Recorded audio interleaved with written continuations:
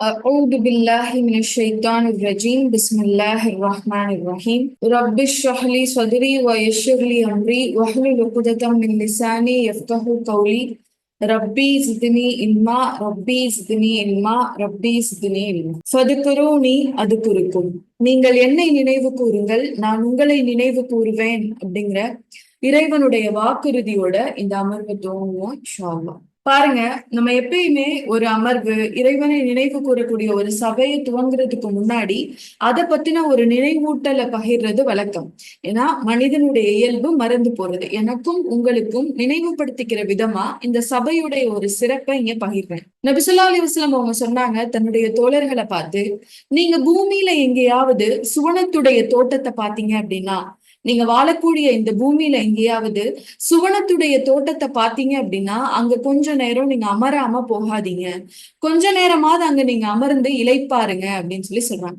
சொன்ன உடனே சஹாபாக்களுக்கு எல்லாம் ஒரே ஆச்சரியம். ரசூலுல்லாஹ் கிட்ட கேக்குறாங்க, யா ரசூலுல்லாஹ், பூமியில எப்படி சுவனத்துடைய தோட்டத்தை நம்ம பார்க்க முடியும்? சுவனத்துடைய தோட்டம் அப்படிங்கிறது நாளைக்கு மறுமையில தானே போய் ஒரு அடியான் பார்க்க முடியும், பூமியில எப்படி சொர்க்கத்துடைய தோட்டத்தை பார்க்க முடியும் அப்படின்னு கேட்டதும் நபி ஸல்லல்லாஹு அலைஹி வஸல்லம் அவங்க சொல்றாங்க, பூமியில எங்கெல்லாம் அல்லாஹுவை பத்தி நினைவு கூறப்படுதோ, பூமியில எங்கெல்லாம் அல்லாஹுடைய வார்த்தைகள் பேசப்படுதோ அந்த இடங்கள் எல்லாம் சுவனத்துடைய தோட்டங்கள். இப்ப அந்த தோட்டத்தை நீங்க பாத்தீங்கன்னா கொஞ்ச நேரமாவது அதுல அமர்ந்துட்டு போங்க அப்படின்னு சொல்லி ரசூலுல்லாஹ் சொல்றாங்க. ஏன் அப்படின்னா இங்க இருக்கக்கூடிய தோட்டத்துலதான் வீணான விஷயங்கள், கேளிக்கைகள் எல்லாம் நடக்கும். சுவனத்துடைய தோட்டத்துல அங்க இருக்கக்கூடிய அடியார்களுடைய பிரதான வேலையே என்ன தெரியுமா? அல்லாஹுவை பத்தி பேசுறது. அல்லாஹ் எனக்கு எப்படி அருள் செஞ்சான் தெரியுமா? அல்லாஹ் உங்களுக்கு எப்படி அருள் செஞ்சா? நான் அல்லாஹ்வுக்காக எதெல்லாம் தியாகம் பண்ணேன் தெரியுமா அப்படின்னு சொல்லி இறைவனை பத்தியே பேசிட்டு இருக்கக்கூடிய மக்களா அந்த சுவனத்துடைய தோட்டத்துல மக்கள் இருப்பாங்க. இப்ப யார் அதே போல பூமியில அல்லாஹுடைய வார்த்தைகளை நினைவு கூர்றாங்களோ அந்த இடங்கள் எல்லாம் சுவனத்துடைய தோட்டங்கள்னு ரசூலுல்லாஹ் சொன்னாங்க. நம்ம சுவனத்துடைய தோட்டத்துல அமர்ந்து அல்லாஹுவை நினைவு கூறக்கூடிய மக்களாக இருக்கும். இந்த வாய்ப்பை ஏற்படுத்தி கொடுத்த அல்லாஹுக்கே எல்லா புகழும். ரமலானுடைய இந்த கடைசி 10 இரவுல இறைவன் கிட்ட நிறைய விஷயங்களை கேட்டு மன்றாடக்கூடியவங்களா நம்ம இருக்கோம், அப்படிதானே? ஒவ்வொருத்தருக்கும் ஒவ்வொரு விதமான தேவைகள். எல்லாருக்குமான ஒரு தேவை, என் ரப்பு என் பாவத்தை மன்னிச்சிடணும், என் ரப்ப என்னுடைய பாவத்தை மன்னிச்சிடணும் அப்படிங்கிற ஒரே குறிக்கோளோட இந்த கடைசி 10 இரவுகள்ல அல்லாஹ் கிட்ட நெருங்கி செல்லக்கூடியவங்களா இருக்கும். அப்படிப்பட்ட இந்த இரவுகள்ல ஒரு துவாவோட நம்ம கடந்தோம் அப்படின்னா அது நமக்கு இன்னும் அல்லாஹ் கிட்ட இருந்து அவனுடைய அருளை நமக்கு கொண்டு வந்து சேர்க்கக்கூடியதா இருக்கும். அது யாருடைய துவா அப்படின்னா மூசா அலைஹிஸ்ஸலாம் அவங்க செஞ்ச ஒரு துவா. மூசா அலைஹிஸ்ஸலாம் ஃபிரௌன் கிட்ட இருந்து அங்க ஒரு மனிதனை கொலை செஞ்சுட்டு, கொலைனா பிளான் பண்ணி கொலை இல்ல, தடுக்கும் போது அது கொலையா மாறிடுது. அப்போ ஒரு கொலையை செஞ்சுட்டு அங்க இருந்து தப்பிச்சு இவங்க அந்த ஊரை விட்டு ஓடி வராங்க. ஊரை விட்டு வெகு தூரம் பயணம் பண்ணி வந்துடுறாங்க. கிட்டத்தட்ட ஒரு 6 நாள் 7 நாள் பயணம் பண்ணி மூசா அலைஹிஸ்ஸலாம் அந்த ஊர்ல இருந்து ஒரு ஊருக்கு பயணம் பண்ணி போறாங்க. எங்க போறதுன்னே தெரியாம போறாங்க. அந்த பயணம் ஃபுல்லா மூசா நபியுடைய இதயம் எப்படி இருந்துச்சு அப்படின்னா, நம்ம ஒரு பாவம் செஞ்சுட்டோமே, நம்ம ஒரு உயிரை அநியாயமா கொலை செஞ்சுட்டோமே, என் ரப்ப இதுக்காக என்ன தண்டிச்சிருவானோ. அப்போ அவங்களுக்கு அவங்க தூதரா அங்கீகரிக்கப்படலைனாலும் அவங்களுக்கு என்ன தெரிஞ்சது? அல்லாஹ் ஒருவன் தான் இறைவன்னு தெரியும், அப்படிதானே? பனு இஸ்ரவேலர்களுக்கு அல்லாஹ் ஒருவன் தான் இறைவன்னு தெரியும். மூசா நபிக்கும் அந்த விஷயங்கள் தெரிஞ்சிருந்தது. அதனாலதான் அந்த கொலைக்கு அப்புறம் ரொம்ப மன வருத்தத்தோட அந்த ஊர்ல இருந்து தப்பிச்சு ஓடி வராங்க. ரப்பே, நான் இப்படி ஒரு தப்பு பண்ணிட்டேனே, என்ன நீ மன்னிச்சிட மாட்டியா? அந்த ஏக்கம் கவலையோட அவங்களுக்கு அந்த களைப்பு கூட தெரியல. ஒரே மன வருத்தத்தோட நீண்ட பயணத்துல வராங்க. இந்த பயணத்துல ஒரு ஊரை அடையும் போது அவங்க முன்னாடி 2 பெண்கள் தென்படுறாங்க. அந்த 2 பெண்களும் கொஞ்சம் ஆட்டுக்குட்டிகளை வச்சுட்டு அந்த ஆட்டுக்குட்டிகளுக்கு தண்ணீர் காட்ட முடியாம வெயிட் பண்ணிட்டு இருக்காங்க. ஏன்னா அங்க தண்ணி குடிக்கிற இடத்துல ஏற்கனவே 2 ஆண்கள், ஒரு சில ஆண்கள் அவங்களுடைய ஆடுகளுக்கு தண்ணீரை கொடுத்து தாகம் தணிச்சிட்டு இருக்காங்க. அப்ப இந்த பெண்கள் என்ன பண்றாங்க? வெயிட் பண்ணிட்டு இருக்காங்க. ஏன்னா ஆண்கள் ரொம்ப பலமா இருக்காங்க, அவங்க இருக்கும்போது இவங்களை விட மாட்டாங்க. அவங்க தண்ணீர் குடிச்சிட்டு அந்த ஆட்டுக்குட்டிகளோட தண்ணீர் புகட்டிட்டு அவங்க போனதுக்கு அப்புறம் தான் இவங்க போய் கொடுக்க முடியும். அப்ப இந்த காட்சியை மூசா அலைஹிஸ்ஸலாம் அவங்க பார்த்துட்டு இருக்காங்க. ஆடுடைய பார்வையில தண்ணி பட்டுச்சுன்னா ஆடு அமைதியாவா இருக்கும்? அது ஒரு பக்கம் திமிரிட்டு இருக்கு. அவங்க அதை கட்டுப்படுத்திட்டு அந்த பெண்கள் நின்னுட்டு இருக்காங்க. மூசா நபி இதை பார்த்த உடனே ரொம்ப மகிழ்ச்சி அடைகிறாங்க. ஏன் மகிழ்ச்சி அடைகிறாங்க தெரியுமா? நான் பாவம் செஞ்சவனா இருந்திருந்தா நான் தப்பு செஞ்சவனா இருந்திருந்தா, அல்லாஹ் என்ன மன்னிக்காம இருந்திருந்தா எனக்கு நன்மை செய்வதற்கான வாய்ப்பையே தரமாட்டானே. அப்போ நான் ஒரு பாவம் செஞ்சேன். அதுக்காக என் ரப்பு கிட்ட மன்னிப்பு கேட்கிறேன். அந்த மன்னிப்பை என் ரப்பு ஏத்துக்கிட்டனாலதான் என் கண்ணு முன்னாடி எனக்கு நன்மை செய்யறதுக்கு ஒரு சந்தர்ப்பத்தை ஏற்படுத்தி கொடுத்திருக்கான் அப்படின்னு ரொம்ப சந்தோஷப்படுறாங்க. சந்தோஷப்பட்டுட்டு என்ன பண்றாங்க அப்படின்னா, வேகமா போய் அந்த 2 பெண்கள் கிட்டயும் உங்களுடைய ஆடுகளை கொடுங்க, நான் அதுக்கு நீர் புகட்டிட்டு கொண்டு வந்து கொடுக்குறேன் அப்படின்னு சொல்றாங்க. 6 நாளுடைய களைப்பு, நடந்தே வந்த பயண களைப்பு, அதுவும் பாலைவனங்கள்ல வந்த பயணம் எவ்வளவு டயர்டா இருக்கும். முதல்ல அவங்க என்ன செஞ்சிருக்கணும், ஓடி போய் தண்ணீர் எடுத்து குடிச்சிருக்கணும்.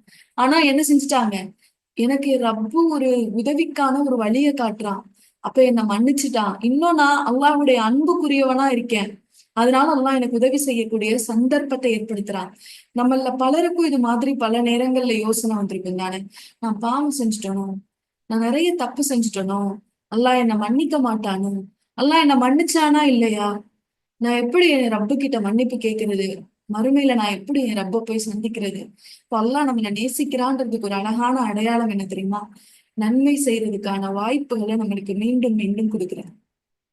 நம்ம எவ்வளவுதான் அவனுடைய விஷயத்துல குறையுள்ள மனிதர்களா இருந்தாலும், என் தொழுகை சரியில்லாம இருந்தாலும், என்னுடைய இபாதத்துகள்ல இன்னும் மன ஓர்மை வராட்டியும், அங்கங்க ஒரு சில கோபங்கள், அல்லாஹ்வை கோபப்படுத்தக்கூடிய விஷயங்களை நான் செஞ்சாலும், இறுதியில என்னுடைய ஆள் மனசுல அல்லாஹ்வுடைய மன்னிப்பை நான் வேண்டுறேன்.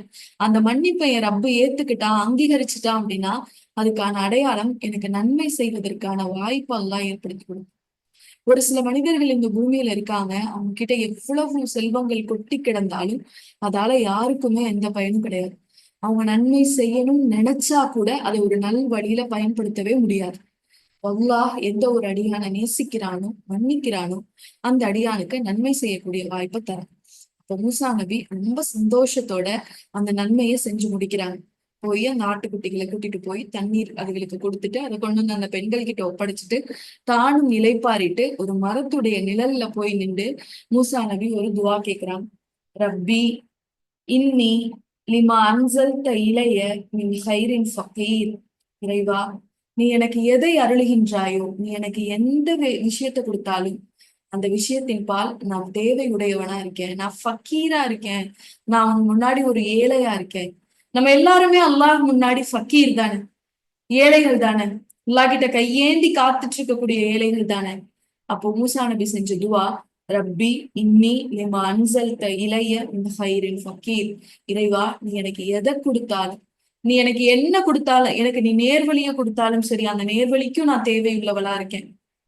எனக்கு நீ ஒரு எச்சரிக்கை கொடுத்தாலும் சரி, அந்த எச்சரிக்கைக்கும் நான் தேவையுள்ள நபரா இருக்கேன். எனக்கு நீ ஒரு நன்மையை கொடுத்தாலும் அந்த நன்மை பக்கமும் நான் தேவையுள்ள நபரா இருக்கேன். நீ எதை கொடுத்தாலும் அந்த விஷயத்தின் பக்கம் நான் தேவையுள்ள மனிதனாக இருக்கேன் அப்படிங்கிற ஒரு துவாவை அவங்க ஓதுனாங்க.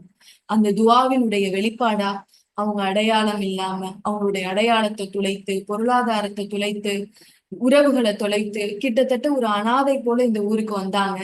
அந்த துவாவுடைய விளைவா அவங்க அல்லாஹ் அவங்களுக்குன்னு ஒரு குடும்பத்தை கொடுத்தான், அவங்களுக்குன்னு ஒரு தொழிலை ஏற்படுத்தி கொடுத்தான், அவங்களுக்குன்னு ஒரு அடையாளத்தை கொடுத்தான். அல்லாஹ் இறுதியா அவங்களை தூதராகவே தேர்ந்தெடுத்தான். இப்ப பாருங்க, இப்ப நம்மளும் இந்த கடைசி 10 இரவுகள்ல அல்லாஹ் கிட்ட எதை கேட்கணும் அப்படின்ற ஒரு குழப்பம் இருந்தா இந்த துவாவை நம்ம அதிகமா கேட்போம். யா அல்லாஹ், நீ எதை எனக்கு கொடுத்தாலும் அதன் பால் நான் தேவையுள்ளவளாக இருக்கேன். அல்ஹம்துலில்லாஹ். இந்த கடைசி இரவுகள்ல நம்மளுக்கான தலைப்பு நம்ம என்ன எடுத்திருக்கோம் அப்படின்னா, தஹிக்கும் உண்மை ஜஹன்னம். ஜஹன்னத்தை பத்தி தெரிஞ்சுக்கக்கூடிய ஒரு சந்தர்ப்பமா இதை நம்ம பயன்படுத்திக்கிறதுக்காக இந்த தலைப்பை நம்ம தேர்ந்தெடுத்தோம். அல்லாஹ் தன்னுடைய திருமறை குரான்ல சூரா ஆல இம்ரானுடைய 185வது வசனத்துல சொல்லும் போது சொல்றான், ஒவ்வொரு ஆத்மாவும் மரணத்தை சுவைத்தே தீரும். குல்லு நஃப்ஸின் தாஇகத்துல் மௌத். இந்த வசனம் நம்ம எல்லாருக்குமே மனப்பாடமான ஒரு வசனம் தான். அந்த வசனத்தை அப்படியே கீழே அல்லாஹ் சொல்றான் பாருங்க, ஒவ்வொரு ஆத்மாவும் மரணத்தை சுவைத்தே தீரும், அன்றியும் உங்கள் செய்கைக்குரிய பிரதிபலன்கள் முழுமையாக கொடுக்கப்படுவதெல்லாம் மறுமை நாளில்தான். இந்த பூமியில நீங்க என்ன செஞ்சீங்க அப்படிங்கிறதுக்கான முழுமையான கூலி உங்களுக்கு எங்கதான் கிடைக்க போகுது, மறுமையில தான் கிடைக்க போகுது.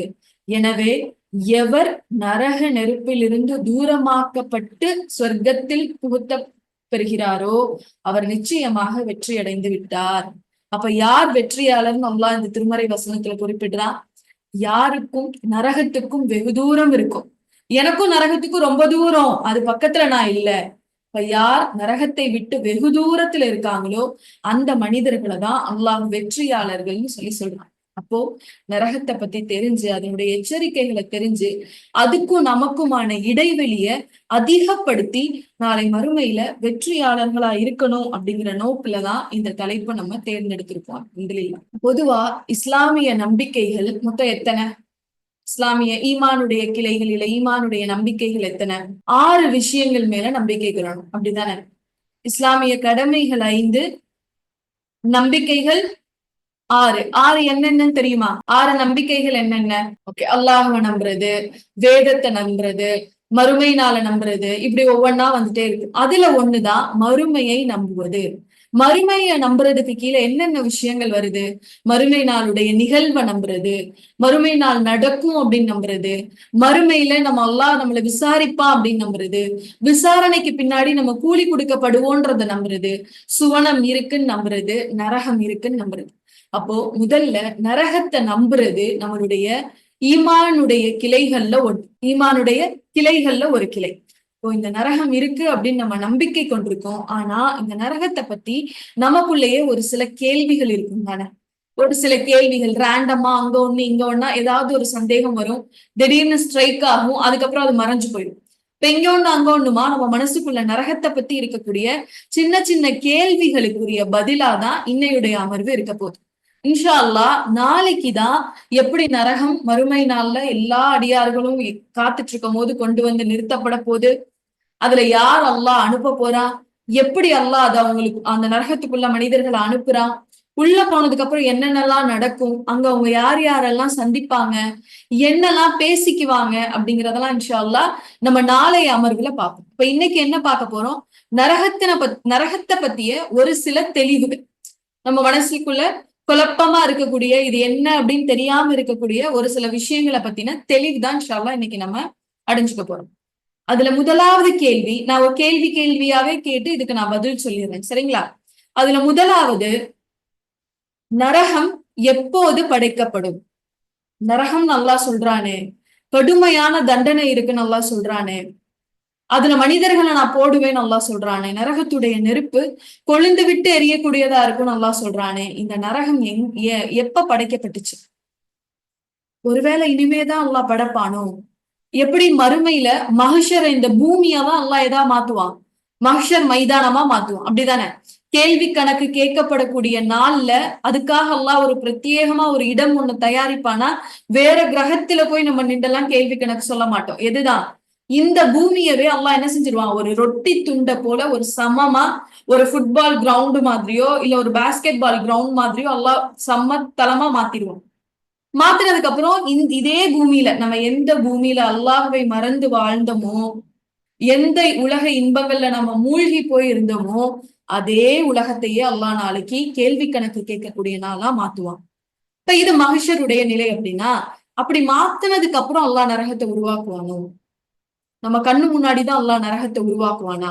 நரகம் எப்போ படைக்கப்பட்டுச்சு சொல்லும் போது அல்லாஹ் சொல்றான், சூரா பக்கராவுடைய 24வது வசனத்துல அல்லாஹ் சொல்லும் போது சொல்றான், உஇத்தத் லில் காஃபிரீன். ஜஹன்னத்தை பத்தி அல்லாஹ் சொல்லும் போது சொல்றான், உஇத்தத் லில் காஃபிரீன், நான் அதை நிராகரிப்பாளர்களுக்காக தயார்படுத்தி வச்சுட்டேன்.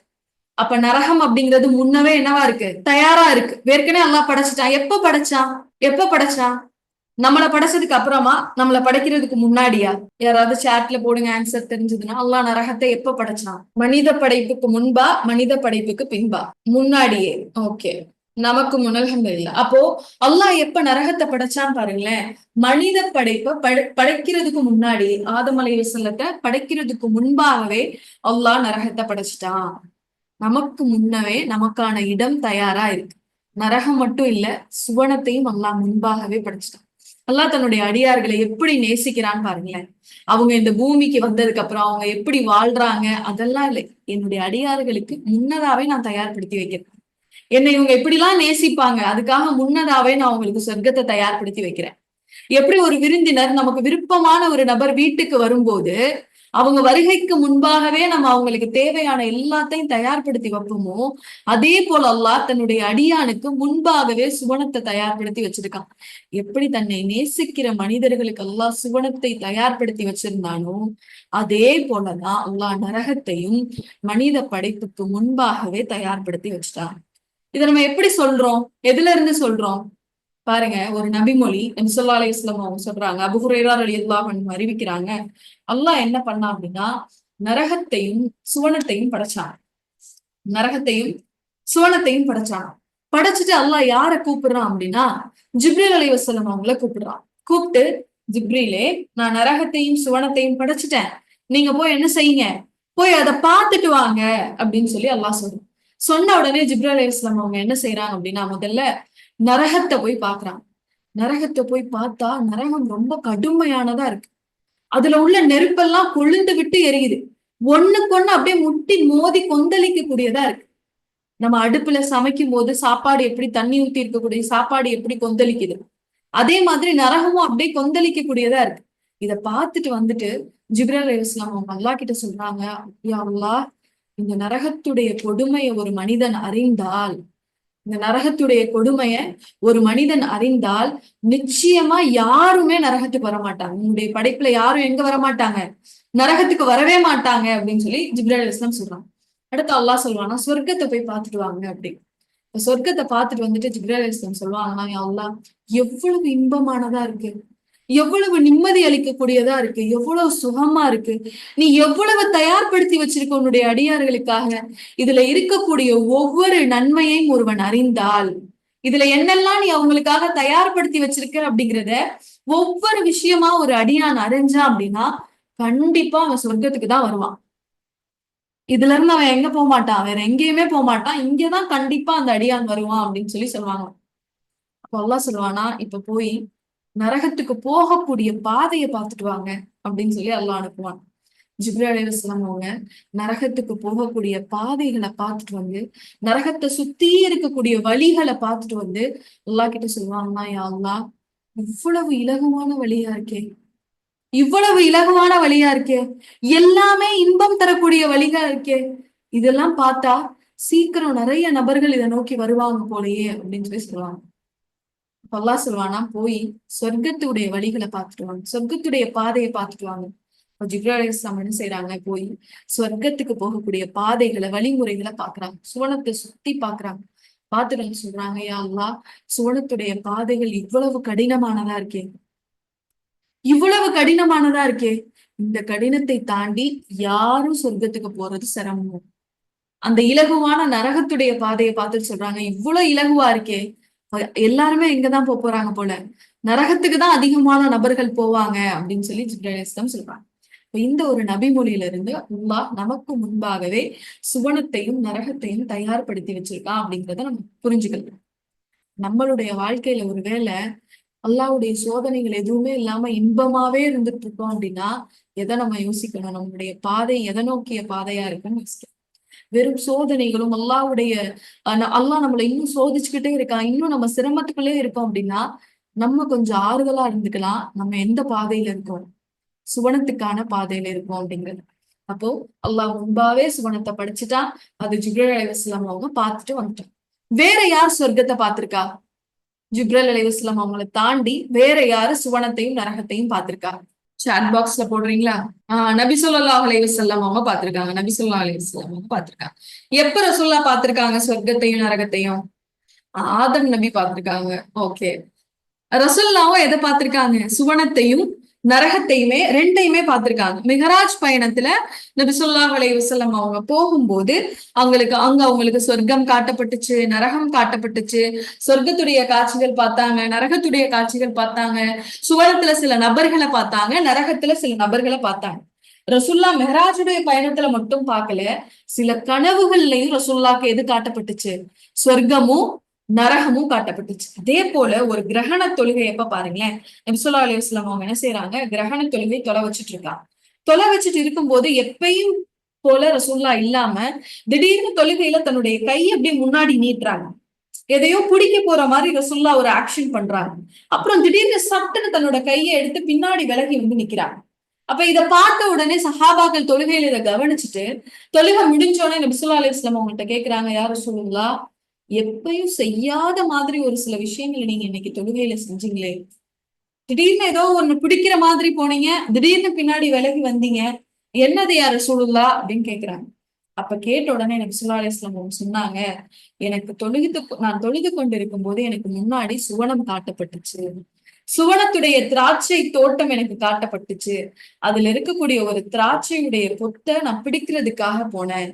அதை மட்டும் நான் பிடிச்சு எடுத்திருந்தேன் அப்படின்னா, அந்த திராட்சை கொத்து மறுமை நாள் வரைக்கும் உங்களுக்கு பயனுள்ளதா இருந்திருக்கும். அதுல இருந்து என்ன செய்யலாம், தீந்தே போகாது. அவ்வளவு அது ஒரு மனிதனுக்கு திருப்தி ஏற்படுத்தக்கூடியதாகவும் பரக்கத்தாவும் இருந்திருக்கும் ரசூலுல்லாஹ் சொல்றாங்க. அப்புறம் பார்த்தா எனக்கு நரகம் காட்டப்பட்டுச்சு. நரகத்துடைய நெருப்பு என் கண் முன்னாடி வந்த உடனே நான் உடனே என்ன செஞ்சுட்டேன், பின்னாடி விலகிட்டேன் அப்படின்னு சொல்லி நபி ஸல்லல்லாஹு அலைஹி வஸல்லம் அவங்க சொல்றாங்க. ரசூலுல்லாஹ்க்கு எதுவும் காட்டப்பட்டிருக்கு, சுவனமும் காட்டப்பட்டிருக்கு, நரகமும் காட்டப்பட்டிருக்கு. நரகத்துடைய நெருப்புடைய வேதனையை பார்த்து ரசூலுல்லாவே தன்னுடைய தொழுகையில என்ன செஞ்சுட்டாங்க, ஒரு நிமிஷம் திகைச்சு அப்படியே பின்னாடி வந்துட்டாங்க. நரகம் அப்படின்னு சுவனத்தை பார்த்து ஆசைப்பட்டிருக்காங்க ரசூலுல்லாஹ். இப்போ இந்த சுவனமும் இந்த நரகமும் நமக்கு முன்பே தயாரா படைக்கப்பட்டிருக்கு. அதை ஜிப்ரீல் அலைஹிஸ்ஸலாம் அவங்களும் பார்த்திருக்காங்க, நபி ஸல்லல்லாஹு அலைஹி வஸல்லம் அவங்களும் பார்த்திருக்காங்க. இந்த நரகத்துடைய நெருப்பு முழுக்க முழுக்க யாருடைய தயாரிப்பு, அல்லாஹ்வுடைய தயாரிப்பு. அது நாருல்லாஹ், அல்லாஹ்வுடைய நெருப்பு. எப்படி சுவனம் அல்லாஹ்வுடையதோ, வேதம் அல்லாஹ்வுடையதோ, தூதர் அல்லாஹ்வுடையதோ, கிதாபுல்லா, ரசூலுல்லா, எப்படி காபா பைத்துல்லா அல்லாஹ்வுடைய வீடுன்னு சொல்றோமோ, அதே போல இந்த நரகத்துடைய நெருப்பு நாருல்லாஹ், அல்லாஹ்வுடைய நெருப்பு. அல்லாஹ்வுடைய கோபத்தின் வெளிப்பாடா இருக்கக்கூடிய நெருப்பு. அடுத்தது நமக்கு நரகத்தை பத்தி இருக்க ஒரு சின்ன ஒரு கேள்வி என்னவா இருக்கும்னா, நரகம் எங்க இருக்கு? அல்லாஹ் அதை படைச்சிட்டான் அப்படின்னா அது எங்க இருக்கு? சுவனத்தை பத்தி சொல்லும் போது சொல்றாங்க, சுவனம் எங்க இருக்கு? 7 வானங்கள் அப்படின்னா அது 7வது வானத்துல உயர்ந்த இடத்துல அல்லாஹ் என்ன வச்சிருக்கான், சுவனத்தை படைச்சு வச்சிருக்கான் அப்படின்னு சொல்லி. நரகத்தை அப்ப அல்லாஹ் எங்க வச்சிருக்கான்? படைக்கப்பட்ட நரகம் எங்க இருக்கு? இதுல தெளிவான அறிவிப்புகள் எதுவும் இல்லை. இருந்தாலும் ஒரு 2 விதமான கருத்து இருக்கு. அதை நான் இங்க பகிர்ந்துக்கிறேன்.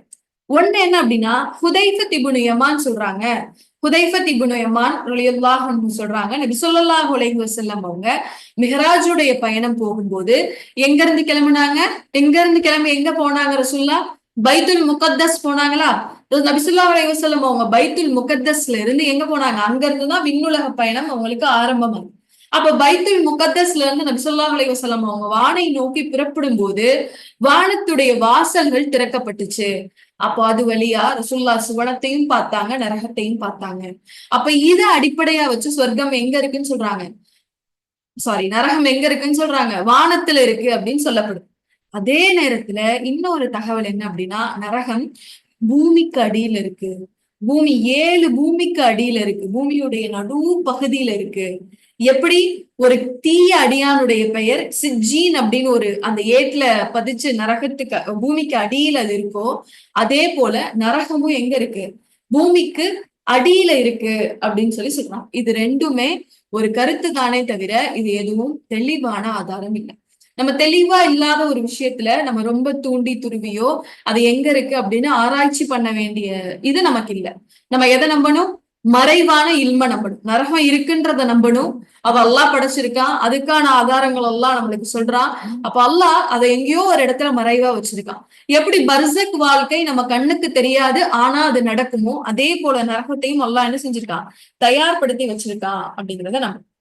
மூணாவது நம்ம மனசுல இருக்கக்கூடிய ஒரு கேள்வி, இந்த ஜஹன்னம், இந்த நரக நெருப்புல ஒரு மனிதன் வாழக்கூடிய வாழ்க்கை நிரந்தரமானதா இல்ல கொஞ்ச நாள் தானா? நிரந்தரமா அங்க மனிதன் இருந்துருவானா இல்ல கொஞ்ச நாள் தான் இருப்பானா நரகத்துல? ஏன்னா யூதர்கள் எல்லாமே நபி ஸல்லல்லாஹு அலைஹி வஸல்லம் அவங்களுடைய காலத்துல இருக்கும்போது எப்படி சொல்லிட்டு இருந்தாங்க, பரவாயில்ல நீங்க இதை நம்பிக்கை கொள்ளுங்க அப்படின்னு சொல்லும் போது, பரவாயில்ல நாங்க என்ன செய்யல, நம்பிக்கை கொள்ளல, என்ன கொஞ்ச நாள் நரகத்துல இருப்போமா, கொஞ்ச நாளுக்கு அப்புறம் நாங்க அங்கிருந்து வந்துருவோமே அப்படின்னு சொல்லி ரொம்ப ரொம்ப ஒரு கர்வத்தோட வார்த்தைகளை வெளிப்படுத்தினாங்க. அப்ப ஒரு மனிதன் நரகத்துக்கு போயிட்டான் அப்படின்னா அவன் எவ்வளவு நாள் நரகத்துல இருப்பான்?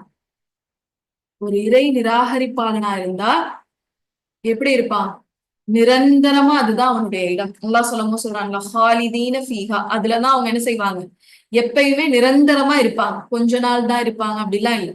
ஒரு சிலர் இன்னும் எப்படி நினைச்சிட்டு இருக்காங்க அப்படின்னா, அல்லாஹ் ரொம்ப கருணையாளன், அதனால மக்கள் என்ன செய்ய மாட்டான், நிராகரிப்பவர்களே இருந்தாலும் அல்லாஹ் நரகத்துல ரொம்ப நாள் வைக்க மாட்டான், கொஞ்ச நாள் அல்லாஹ் நரகத்தையே அழிச்சு அது எதுவுமே இல்லாம ஆக்கிட்டு சொர்க்கம் மட்டும்தான் வச்சிருப்பான் அப்படிங்கிற மாதிரியான கருத்துக்கள் எல்லாம் இருக்கு. ஆனா அல்லாஹ் நரகத்தை பத்தி குரான்ல தெளிவா சொல்றான், அது நிரந்தரமான தங்குமிடம், தங்குமிடத்திலே ரொம்ப மோசமான தங்குமிடம். அதுல அப்படியே இருப்பாங்க, அவங்க நீண்ட நாள் இருந்துட்டே இருப்பாங்க, அவங்களுக்கு மரணமும் இருக்காது.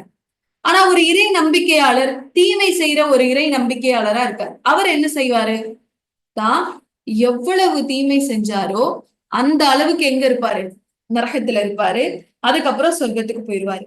இந்த செய்தியை கேட்கும் போது நம்மள பலருக்கு பாவங்கள் செஞ்சுக்கிட்டே இருப்போம், அதுல இருந்து நம்ம வெளிவர மாட்டோம். ஆனா நம்ம மனசுல ஒரு எண்ணம் வந்துரும், பரவாயில்ல எப்படி இருந்தாலும் அல்லாஹ் நம்மள என்ன அனுப்பிச்சிருவான், சொர்க்கத்துக்கு அனுப்பிச்சிருவான். எப்படியாவது கெஞ்சியாவது நம்ம அல்லாஹ் கிட்ட சொர்க்கத்துக்கு போயிடலாம். நம்ம பாவத்துக்காக அல்லாஹ் தண்டிச்சா கூட நம்மள உடனே அப்புறம் சொர்க்கத்துக்கு அனுப்பிச்சிருவான்ல. கொஞ்ச காலம் தானே நரகத்துல இருக்க போறோம், அதையும் அல்லாஹ் நம்மள மன்னிச்சு சுவனத்துக்கு அனுப்பிச்சிருவான்னு ஒரு எண்ணம் இருக்கு. அதனால நம்ம வாட்டுக்கு தவறுகள் செய்வோம், அல்லாஹ் மன்னிக்க கூடியவன். கொஞ்சம் கொஞ்சம் தவறு செய்யறோம், இதுக்கு கொஞ்சம் கொஞ்சம் தண்டனையை அனுபவிச்சாலும் நிரந்தரமா போய் நம்ம சொர்க்கத்துல தானே இருக்க போறோம் அப்படிங்கிற ஒரு எண்ணம் இருக்கு.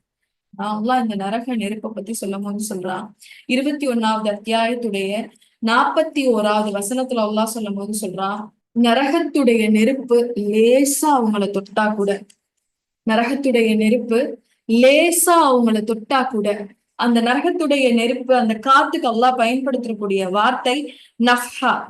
வல இன் மஸ்ஸத்ஹும் நஃப்ஹத், அவங்கள லேசா நரகத்துடைய காத்து தொட்டா. நஃப்ஹத்துக்கு என்ன அர்த்தம், என்ன ஒரு உதாரணம் அப்படின்னா, நம்ம கதவை சாத்துறோம்ல, நம்ம ஸ்பீடா கதவை சாத்துறோம், அப்ப அந்த கதவையோ ஜன்னலையோ சாத்தும் போது ஒரு லைட்டா ஒரு காத்து வரும்ல, அந்த போர்ஸுக்கு லைட்டா வரக்கூடிய காத்து. அதே மாதிரி நரகத்தில இருந்து வரக்கூடிய ஒரு சின்ன காத்து, அந்த நஃப்ஹா அப்படிங்கிற காத்து கடுமையா கூட இருக்காதாம், கொஞ்சம் குளிர்ந்த தன்மையோட தான் இருக்கணும். அந்த அந்த நஃப்ஹா அவங்க மேல பட்டா கூட, அந்த லேசான அந்த காற்று அவங்க மேல பட்டா கூட அவங்க என்ன ஆரம்பிச்சிருவாங்கன்னா புலம்ப ஆரம்பிச்சிருவாங்க. யா வைலனா, யா வைலனா, எனக்கு எல்லாம் நாசமா போச்சு, நான் என்ன செஞ்சுட்டேன், ரொம்ப பாவி ஆயிட்டேன், நான் தீயவர்கள்ல ஒருவனா மாறிட்டேன், எனக்கு எல்லாமே நஷ்டம்தான் அப்படின்னு சொல்லி புலம்ப ஆரம்பிச்சிருவாங்க.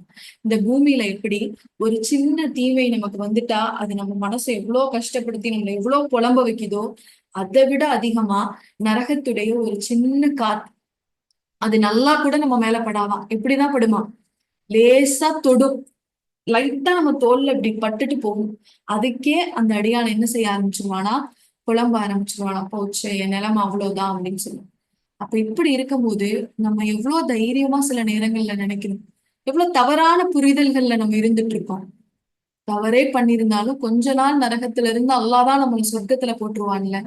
அல்லாஹ் கிட்ட நம்ம எதை கேட்கணும்னா, யா அல்லாஹ் இந்த தீண்டுதலை கூட எனக்கு கொடுத்துடாதடா ரப்பே, நரகத்துடைய இந்த தீண்டுதல் கூட எனக்கு நீ ஏற்படுத்திடாத அப்படின்னு அல்லாஹ் கிட்ட அதிகம் துவா செய்யக்கூடியவங்களா இருக்கு. இப்போ நரகத்துல நம்ம கொஞ்ச நாள் இருக்கோமோ நிறைய நாள் இருக்கோமோ, அது எப்படிப்பட்ட நாட்களா இருந்தாலும் தங்குறதுக்கு அது ரொம்ப மோசமான ஒரு இடம் அப்படின்னு அல்லாஹும் அல்லாஹுடைய தூதரும் நமக்கு எச்சரிக்கை கொடுக்குறாங்க. அடுத்ததா நரகத்தை பத்தி இருக்கக்கூடிய ஒரு சில கேள்விகள்ல 4வது கேள்வி, இது வரைக்கும் 3 பார்த்தோம், ஞாபகம் இருக்கா என்னன்னு? ஒண்ணு, நரகம் எப்போ படைக்கப்பட்டுச்சு, 2வது நரகம் எங்க இருக்கு, 3வது நரகம் நிரந்தரமான தங்குமிடமா இல்ல கொஞ்ச நாளுக்கு அப்புறம் அது இல்லாம போயிருமா அப்படிங்கிறத பார்த்தோம். 4வது என்ன அப்படின்னா, நரகம் அப்படிங்கிறது ஒண்ணுதானா இல்ல சுவனம் மாதிரியே இதுலயும் பல்வேறு தரங்கள் இருக்கா? சுவனத்துக்கு மொத்தம் எத்தனை வாசல்கள் இருக்கு, சுவனத்துக்கு மொத்தம் எத்தனை வாசல்கள் இருக்கு, 8 வாசல்கள் இருக்கு. எத்தனை படித்தரம் இருக்கு சொர்க்கத்துல, 100க்கும் மேற்பட்ட அந்தஸ்துகள் சொர்க்கத்துல இருக்கு. அல்லாஹ் அங்க சொல்லும் போது சொல்றான், சொர்க்க வாசிகளுக்கு அல்லாஹ் கொடுக்கிற கூலிய பாருங்களேன். ஒரு சிலருக்கு அல்லாஹ் புயூத் வீடுகளை கொடுக்குறான், ஒரு சிலருக்கு குசூர் மாளிகைகளை கொடுக்குறான், ஒரு சிலருக்கு குரஃப் நல்ல அபார்ட்மெண்ட், இங்க இருக்க மாதிரி சர்வீஸ் அபார்ட்மெண்ட் மாதிரி நல்ல ஒரு லக்ஸூரியஸான அபார்ட்மெண்ட் கொடுக்குறான், ஒரு சிலருக்கு பியாஸ் கெஸ்ட் ஹவுஸ் மாதிரியான வீடுகளை அல்லாஹ் கொடுக்குறான். கெஸ்ட் ஹவுஸ்னா ஒரு நல்ல ஒரு நீரோடை பக்கத்துல சாய்வு நாற்காலிகளோட இப்படி வீடுகளை அல்லாஹ் கொடுக்குறான். அப்போ சொர்க்கத்துக்கு 8 வாசல்கள் இருக்கு. என்னென்ன வாசல்? ஒவ்வொரு நன்மைக்கும் அல்லாஹ் ஒவ்வொரு வாசல்களை சொல்றான். பாபு சதக்கா சொல்றான், ரையான் இருக்கு, பாபு சலா இருக்கு. இப்ப எப்படி சொர்க்கத்துக்கு 8 வாசல்களும் 100 படித்தரங்களுக்கு மேல அல்லாஹ் வச்சிருக்கானோ, ஒவ்வொருத்தருக்கும் ஒவ்வொரு படித்தரம், அவங்க செஞ்ச நன்மைகளுக்கு தகுந்த மாதிரி அவங்களுடைய படித்தரம் மாறும். அதுல உயர்ந்தது எது?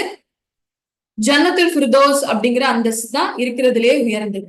அப்போ எப்படி சொர்க்கத்துக்கு வாசல்களும் படித்தரங்களும் இருக்கோ, அதே போல நரகத்துக்கு வாசல்களும் அந்தஸ்துகளும் இருக்கு.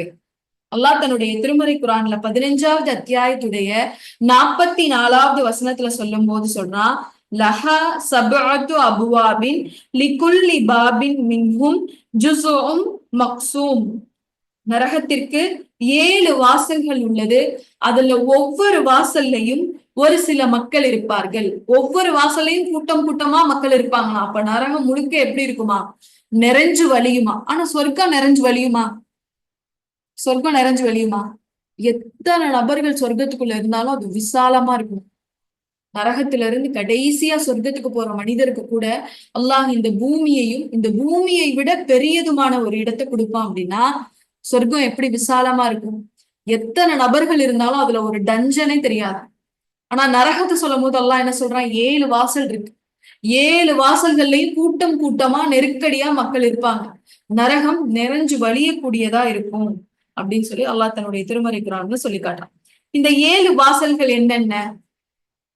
அதையும் அல்லாஹ் தன்னுடைய திருமறை குர்ஆன்ல சொல்றான். யாராவது முடிஞ்சா அந்த வசன நம்பர் சொல்லும் போது சாட் பாக்ஸ்ல போடுங்க.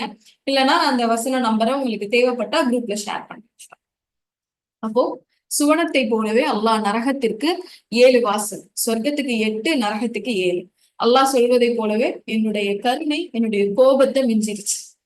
என்னுடைய கருணை என்னுடைய கோபத்தை மிஞ்சிருச்சு. அதனாலதான் நரகத்துக்கு வாசல் எல்லாம் எத்தனை வச்சிருக்கான்? 7. அவனுடைய அன்பின் அடையாளமா சுவனத்துடைய வாசல்கள் மொத்தம் 8, அந்தஸ்து 100. பாருங்க, 7 வாசல்களை அல்லாஹ் சுவனத்துல வச்சிருக்கா, நரகத்துல வச்சிருக்கான். இந்த 7 வாசல்களும் 7 விதமான அந்தஸ்து உடையது. ஒவ்வொன்றும் ஒவ்வொரு மாதிரி இருக்கும். 7 என்ட்ரன்ஸ் தான்.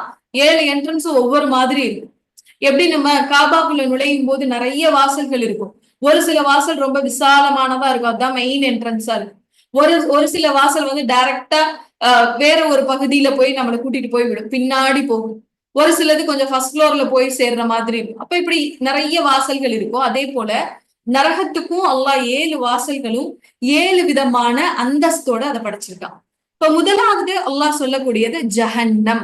சில இடங்கள்ல அல்லாஹ் பாத்தீங்கன்னா நரகவாசிகளை இல்ல காஃபிர்களை பத்தி அல்லாஹ் பேசும்போது ஜஹன்னம் அததான் நான் அவங்களுக்கு தயார்படுத்தி வச்சிருக்கேன், அவங்க ஜஹன்னத்துக்குள்ள நுழைவாங்க அப்படின்னு சொல்லி அல்லாஹ் சொல்றான். இப்போ ஜஹன்னம் ஒரு வாசலுடைய பெயர். ஜஹன்னத்துக்குள்ள யார் இருப்பாங்க அப்படின்னா பெருமை அடிக்கின்ற நபர்கள் எல்லாம் அல்லாஹ் இந்த ஜஹன்னத்துக்குள்ள நுழைவ மனிதர்களை பத்தி சொல்லும் போது சொல்றான், பெருமையோடு இருந்தவர்கள் எல்லாம் இந்த ஜஹன்னத்துக்குள்ள நுழைவாங்க அப்படின்னு சொல்லி அல்லாஹ் சொல்றான். அடுத்ததா நரகத்துல இருக்கக்கூடிய இன்னொரு வாசல் என்ன அப்படின்னா 70வது அத்தியாயத்துடைய 15, 16வது வசனத்துல எடுத்து பாத்தீங்கன்னா தெரியும். இந்த இந்த வாசலை பத்தி அல்லாஹ் சொல்லும் போது, இந்த வாசல்ல இருக்கக்கூடிய நெருப்பை பத்தி அல்லாஹ் சொல்லும் போது சொல்றான், அது கொழுந்து விட்டு எரியும் நெருப்பா இருக்கும். அது கொழுந்து விட்டு எரியிற நெருப்பா இருக்கும். அந்த வாசல் வழியா நீங்க நுழையும் போது அந்த நெருப்பு முதல் வேலையா என்ன செய்யுமா? நம்ம ஒட்டுமொத்த தோலையும் கலட்டி எடுத்துரும். நம்மளுடைய தோலை என்ன செய்யக்கூடியும்? கலட்டி எடுக்கக்கூடியதா இருக்கு. முதல்ல அதை அட்டாக் பண்றதே நம்மளுடைய தோல் தான். அப்படியே பஸ்பமாக்கிடும் இந்த நெருப்பு. அடுத்து அல்லாஹ் சொல்லக்கூடிய வாசலுடைய பேர் பாருங்க, ஹுத்தமா. இது வந்து எப்படிப்பட்ட ஒரு வாசல்? இதுல இருக்கக்கூடிய நெருப்பு எப்படி இருக்கும் அப்படின்னா துண்டு துண்டா துண்டு துண்டா மனிதனை நொறுக்கக்கூடியதா இருக்கு. துண்டு துண்டா. சுத்தமா அப்படிங்கிறது மனிதன் அப்படியே நசுக்கி நொறுக்கி போடக்கூடிய நெருப்பா இருக்கு. இந்த நெருப்புடைய இன்னொரு தன்மை அல்லாஹ் சொல்லும் போது சொல்றான், இந்த நெருப்பு டைரக்டா அவனுடைய இதயத்தை தான் போய் ஃபர்ஸ்ட் தொடும். அவனுடைய அந்த மனுஷனை அது நொறுக்கிறதும் நசுக்கிறதும் எங்க இருந்து ஆரம்பிக்கும்னா அவனுடைய இதயத்துல இருந்து ஆரம்பிக்கும் அல்லாஹ் சொல்றான். அந்த வாசல் தான் ஹுத்தம். இது யாருக்கு? இதுல யார் இருப்பாங்க? இந்த ஹுத்தமால யார் இருப்பாங்க? யாரெல்லாம் புறம் பேசி கொண்டிருந்தாங்களோ அவங்களுக்கான வாசல் தான் ஹுத்தமான அல்லாஹ் தன்னுடைய திருமறை குர்ஆன்ல சொல்லி காட்டுறான். இப்ப யார் இந்த உலகத்துல ஈஸியா தன்னுடைய நாவுகளை அசைச்சு பிறரை பத்தி பேசிக்கிட்டே இருந்தாங்களோ அல்லாஹ் எச்சரிக்கை செஞ்சும், நீங்க ஒரு மனிதர் இல்லாத போது அவரை பத்தி நீங்க பேசுறது புறம், அது அவருடைய மாமிசத்தை நீங்க பிச்சு திங்கிறதுக்கு சமம் அப்படின்னு சொல்லியும் ஏன் பேசினாங்க? அவங்க மனசுல இருந்த அந்த கர்வமும் பெருமையும், தன்னை விட அவன் ரொம்ப தாழ்வானவன் அப்படிங்கிற எண்ணமும், அந்த மனம் தான் அவங்களை திரும்ப திரும்ப அவரை பத்தி பேச வச்சுச்சு. அப்ப அதனுடைய விளைவா நாளைக்கு அவரை சுத்தமாக்குள்ள நுழையும் போது அந்த நெருப்பு என்ன செய்யுமா? முதல்ல அவருடைய இதயத்தை போய் நொறுக்கக்கூடியதா, துண்டு துண்டா நொறுக்கக்கூடியதா இருக்கும். இது வரைக்கும் 3 நரகத்துடைய வாசல்களை பார்த்தோம். 4வது அல்லாஹ் சஈர் அப்படிங்கிற ஒரு நரக வாசலை சொல்றான். 4வது அத்தியாயத்துடைய 10வது வசனம். சஈர், இது ஒரு நரகத்துடைய வாசலுடைய பெயர். அல்லாஹ் எல்லா இடத்துலயும் ஜஹன்னம்னு மட்டும் சொல்லிட மாட்டான். ஒவ்வொரு தடவையும் ஒவ்வொரு பேர் பயன்படுத்துறானா, ஒவ்வொன்றும் ஒவ்வொரு விதமா இருக்கு. அப்ப இந்த சஈர் எப்படி இருக்கும் அப்படின்னா, அதுவும் நல்ல பிரகாசமா கொழுந்து விட்டு எரியிற ஒரு நெருப்பா இருக்கும். இது அல்லாஹ் யாருக்கு தயார்படுத்தி வச்சிருக்கான் அப்படின்னா, யார் அனாதைகளுடைய செல்வங்களை சாப்பிடுறாங்களோ, யாருக்கு அமானிதமா கொடுக்கப்பட்ட அனாதைகளுடைய செல்வத்தை அவங்க பயன்படுத்திட்டு இருக்காங்களோ, அந்த மனிதர்களுக்கு நுழையக்கூடிய நரகம்தான் சஈர். அடுத்தது பாருங்க, ஷக்கர் அப்படின்னு ஒரு நரகம் இருக்கு. சக்கர், அந்த நரகத்தை பத்தி அல்லாஹ் தன்னுடைய திருமறை குர்ஆன்ல 54வது அத்தியாயத்துடைய 48வது வசனத்துல சொல்றான். இந்த நரகம் எப்படி இருக்குன்னா, ரொம்ப சூடாகவும் ரொம்ப வீரியமாகவும் இருக்கும், ரொம்ப ஃபோர்ஸா இருக்குமா இந்த நரகம். இந்த நரகத்துக்குள்ள யாரு இருப்பா? இந்த நரகத்துல இருக்க மனிதர்களை பார்த்து கேட்பாங்கன்னா, உங்களை சக்கர்ல நுழைய வச்சது எது? நீங்க எதனால இந்த நரகத்துக்குள்ள வந்தீங்க அப்படின்னு கேட்பாங்க. அப்ப கேட்கும்போது அந்த மனிதர்கள் சொல்லுவாங்கன்னா, நாங்க தொழுகையை சரியாக கூடியவர்களாக இல்ல. தொழுகையை நாங்க என்ன செய்யல? சரியா நிறைவேற்றக்கூடிய நபர்களாக இல்ல. இப்ப நம்மளுக்குள்ள ஒரு எண்ணம், நரகம் காஃபியர்களுக்கு, அல்லாஹ்வை நம்பாத மனிதர்களுக்கு, நம்மளுக்கெல்லாம் நரகம் கிடையாது, நம்ம கொஞ்ச நாள் இருந்துட்டு வெளியில வந்துடுவோம். அப்ப தொழுகல, சரியா தொழுகல, இரையச்சத்தோட தொழுகல, தக்பீர் கட்டி என் ரப்பு முன்னாடி நிற்கும் போது என் அல்லாஹ்வு கீழே நான் நிக்கிறேன், இந்த உலகத்தை படைச்சு பரிபாலிச்சு அடக்கி ஆளக்கூடிய என்னுடைய எஜமானன் முன்னாடி நான் நிக்கிறேன், கொஞ்சம் கூட என் மனசு ஓர்மைப்பட்டு நான் நிக்கல அப்படின்னா, தொழுகையை நான் பால்படுத்தி தொழுதுட்டு இருந்தேன் அப்படின்னா, என்னுடைய ரப்பு இப்படிப்பட்ட மனிதர்களுக்காக தயார் பண்ணி வச்சிருக்கிறது தான் ஷக்கர் அப்படிங்கிற நரகம். அல்லாஹ் கிட்ட உன்னுடைய தொழுகைய இன்னும் யா அல்லாஹ் உனக்கு விருப்பமான விதமா என்னுடைய தொழுகை அமையணும்னு அதிகமா பிரார்த்தனை செய்யணும். இந்த நரகத்துல இருந்தும் அல்லாஹ் கிட்ட நம்ம அதிகம் பாதுகாப்பு தேடக்கூடிய நபர்களா இருக்கும். சரியா தொழுகாத நபர்களுக்கு அல்லாஹ் இந்த நரகத்தை தேர்ந்தெடுத்து வச்சிருக்கான். இதுல இன்னும் அவங்க நிறைய காரணங்கள் சொல்லுவாங்க. அதுல முதலாவது அவங்க சொல்றது, தொழுகையை நாங்க சரிவர தொழுகணும், தொழுகையை பால்படுத்தக்கூடிய மனிதர்களா நாங்க இருந்தோம். அடுத்தது அல்லாஹ் சொல்லும் போது ஒரு நரகம், இன்னும் ஒரு நரகத்தை சொல்றான். 6வதா ஜஹீம் அப்படின்னு சொல்லி அல்லாஹ் சொல்றான். 37வது அத்தியாயத்துடைய 68வது வசனம். ஜஹீம் அப்படிங்கிறது எப்படிப்பட்ட நரகம் அப்படின்னா, சத்தம் போட்டு கூச்சலிட்டு ஒரு பயத்தை ஏற்படுத்தக்கூடிய ஒரு நரகமா இருக்கு. அது அவங்க தூரத்துல அந்த நரகத்துடைய வாசல்ல இருந்து ஒரு நல்ல சப்தம் வருமா, அது மனிதனை எச்சரிக்கை செய்யக்கூடிய விதத்துல இருக்கு. இப்போ இந்த ஜஹீம் அப்படின்னு ஒரு நரகத்தை அல்லாஹ் தயார்படுத்தி வச்சிருக்கான். அடுத்து பாருங்க, 7வது வாசல் ஹாவியா அப்படிங்கிற ஒரு நரக வாசல். ஹாவியா, சுட்டரிக்கும் நெருப்பு. இந்த வாசல்ல எப்படிப்பட்ட நெருப்பு இருக்கும்? சுட்டரிக்கக்கூடிய நெருப்பு இருக்கும். இந்த நரகம் யாருக்கு? ஹாவியா வழியா யாரு உள்ள போவாங்க அப்படின்னா, அவங்களுடைய நன்மை கம்மியா இருக்கக்கூடிய இறை நம்பிக்கையாளர். நன்மை கம்மியா இருக்கும், நன்மையை விட எது இருக்கும்? தீமை கொஞ்சம் அதிகமா இருக்கும். இப்படி நன்மையுடைய எடை கம்மியா இருக்கக்கூடிய இறை நம்பிக்கையாளர்கள் இந்த ஹாவியா அப்படிங்கிற வாசல் வழியா நரகத்துக்குள்ள அல்லாஹ் நுழைவிப்பான் அப்படிங்கறது அல்லாஹ் தன்னுடைய திருமறை குர்ஆன்ல சொல்லிருக்காங்க. இப்போ சுவனத்துல 7 வாசல்கள் இருக்கு. 7 வாசலும் 7 விதமான அந்தஸ்தை நமக்கு சுட்டி காட்டுது. ஒவ்வொரு நெருப்பும் ஒவ்வொரு விதமானது. ஒண்ணு தோலை மட்டும் சுட்டரிக்குது, இன்னொன்னு பிரகாசமா எரிஞ்சு பொசுக்கக்கூடியதா இருக்கு, இன்னொரு நரக நெருப்பு நம்மள துண்டு துண்டா சுக்கு நூறா ஆக்குது, இதயத்தை மட்டும் தாக்கக்கூடிய நரக வாசல் இருக்கு, சப்தம் போட்டு நம்மளை அழைச்சு பயம்படுத்தக்கூடிய நரக வாசல் இருக்கு. இப்படி அல்லாஹ் 7 வாசல்களை 7 விதமா தயார்படுத்தி வச்சிருக்கான் இந்த நிராகரிப்பாளர்களுக்காக. நிராகரிப்புனா அல்லாஹ் இல்ல அப்படிங்கிறது மட்டும் நிராகரிப்பு இல்ல, இறைவனுடைய கட்டளைய ஏற்றுக்காம நிராகரிக்கிற மனிதர்களும் இதுல வரும். இப்ப இத்தனை வகையான நெருப்பு இருக்கே, வாசல்கள் இருக்கே, இதெல்லாம் அல்லாஹ் குர்ஆன்ல சொல்றானே, இதெல்லாம் இது மட்டும்தான் அல்லாஹ் நமக்கு கொடுக்கிற எச்சரிக்கையா? இது மட்டும்தான் நினைவூட்டலா? இந்த வசனங்களை மட்டும்தான் அல்லாஹ் கொடுத்து இப்படி வெறும் வார்த்தைகளால மட்டுமே அல்லாஹ் சொல்லி சொல்லி நரக நெருப்புன்னு ஒண்ணு இருக்கு, அது கடுமையானது, நீங்க அதுக்கு அஞ்சிக்கோங்க, இது மட்டும்தான் சொல்றானா? சுவனத்தை சொல்லும் போது அல்லாஹ் சொல்றானே, நீங்க இந்த பூமியில சாப்பிடக்கூடிய பழம் இருக்குல்ல, அந்த பழத்தை விட சுவனத்துடைய பழம் ருசியானதா இருக்கும். நீங்க இங்க ஒரு பழத்தை சாப்பிடுறீங்க, கடிச்சீங்க அப்படின்னா எல்லா தடவை நீங்க அந்த பழத்தை கடிக்கும் போதும் ஆப்பிள்னா ஒரே விதமான சுவை தானே வரும்.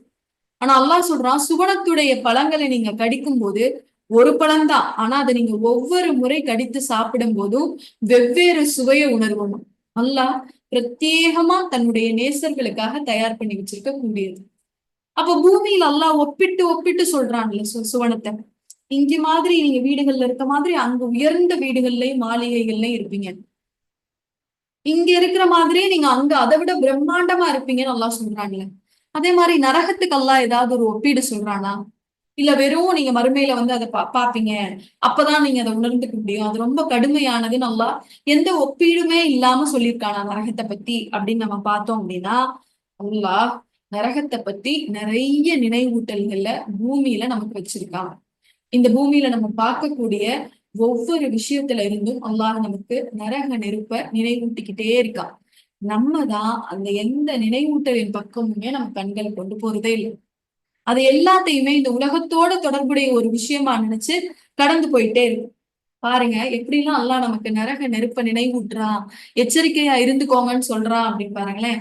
அதுல முதலாவது நினைவூட்டல் எல்லாம் எப்படி கொடுக்குறான் அப்படின்னா, இந்த பூமியினுடைய நெருப்பு, இந்த பூமியில நம்ம சமைக்கிறதுக்கோ வெளிச்சத்துக்கோ பயன்படுத்துறோம் இல்லையா நெருப்பு, அந்த நெருப்பு நரக நெருப்பை நினைவூட்டுவது அப்படின்னு அல்லாஹ் சொல்றான்.